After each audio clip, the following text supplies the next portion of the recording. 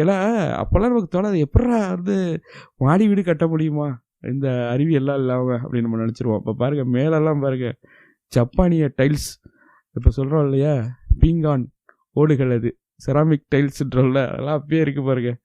இன்னொரு செய்தி பாருங்கள், வரிசையாக இருக்க தூண்கள்லாம் ஒன்றும் சாதாரண தூண்கள் இல்லை, இட்டாலியிலிருந்து உருவாக்கப்பட்ட கிரானைட்டால் செய்யப்பட்ட தூண்கள். தரையில் இருக்கிறதெல்லாம் இட்டாலியன் மார்பிள்ஸ்ன்றாங்க. இது மாதிரி நிறைய நாடுகள்லேருந்து வர பொருட்களை நிறைய பயன்படுத்தியிருக்காங்க.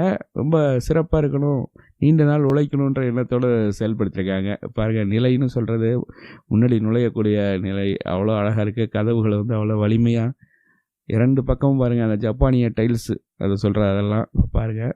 உள்ளார போனாலும் பாருங்கள், இது வந்து ஒரு முதல் அறை அப்படின்னா, அறைன்னு இதை சொன்னாலே அவங்களுக்கு வந்து ஆச்சரியமாக இருக்கும். அவ்வளோ பெரிய அறை, இதில் எவ்வளோ கலைஞர்கள் எப்படி உருவாக்கியிருக்காங்கன்னு பாருங்கள். மேலெல்லாம் பாருங்கள், மேலே